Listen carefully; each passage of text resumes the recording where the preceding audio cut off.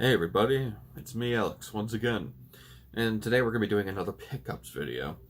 Now these ones aren't expensive like the other ones, so thankfully I didn't have to break the bank like I did with the other ones, like Albert Odyssey, Panzer Dragoon Saga, shit like that.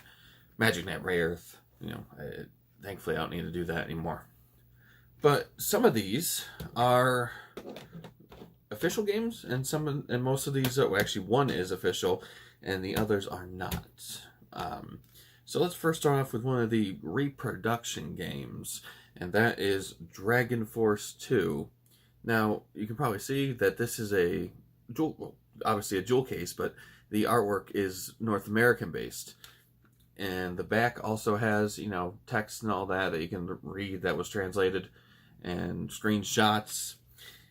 And it uses the regular North American style spine header.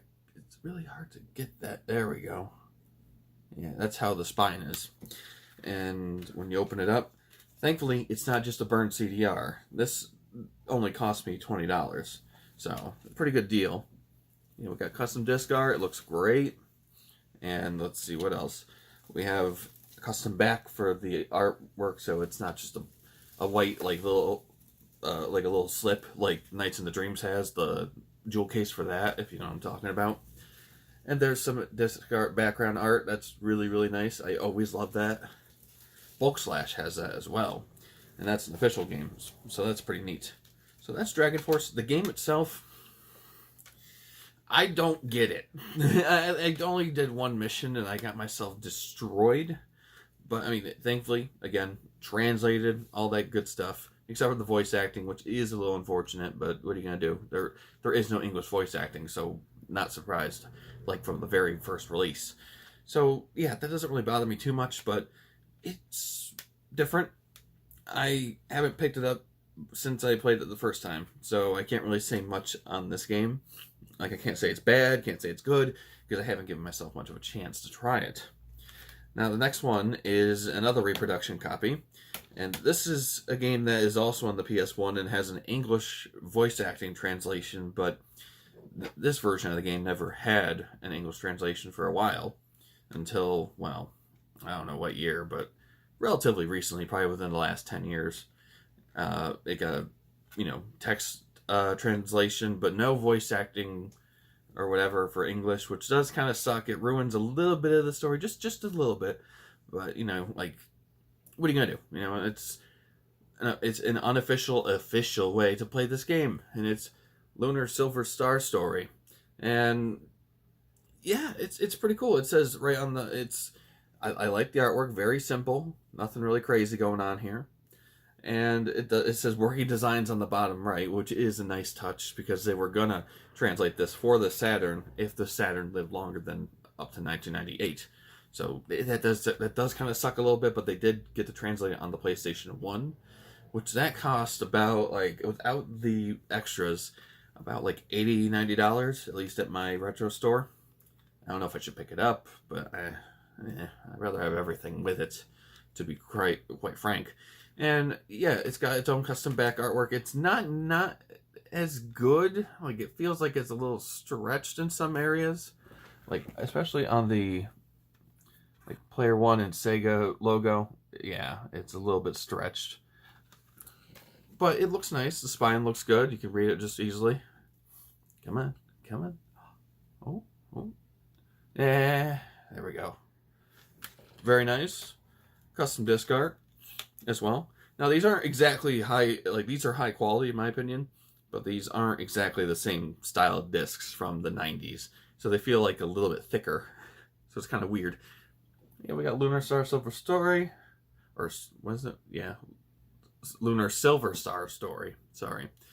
And on the bottom, or is it on the top? Right on the top, it says English translation. Very nice. And as for the custom box art, he decided for this one to put the Japanese box art on the inside. So you could switch it around, but I like to keep it consistent with the front, with these jewel cases. And yeah, we got some nice back artwork. So both of these are only $20 each, and you have to buy them in a what do you call it? Set of two. And he threw me in a freebie which I have yet to try, and I'll explain the story as to why. But the first one, or this is a Dreamcast game, and it's called Napple Tale. Now, again, a freebie, and I was like, well, I want to try a platformer, I said to the guy, and he recommended me to get this, and so I did, and it's completely, like, customized. It was never released, I don't think, or at least outside of Japan, one of the two, and it's very nice looking on the outside anyway. Discord, you can wait. This is what it looks like on the inside. Very nice. Custom artwork on the back as well. Oh yeah, disc art. And it's a GD-ROM, so you don't need to do any, like, you don't have to jump through any hoops like with the Saturn, because nobody can replicate the original discs, because no one has a disc printer, or has, mass produce any, like the Dreamcast GD-ROMs. So in the Saturn, you have to get an action replay with pseudo Kai software installed on it, or you could do it yourself. I don't know how to do it myself, so I paid for that.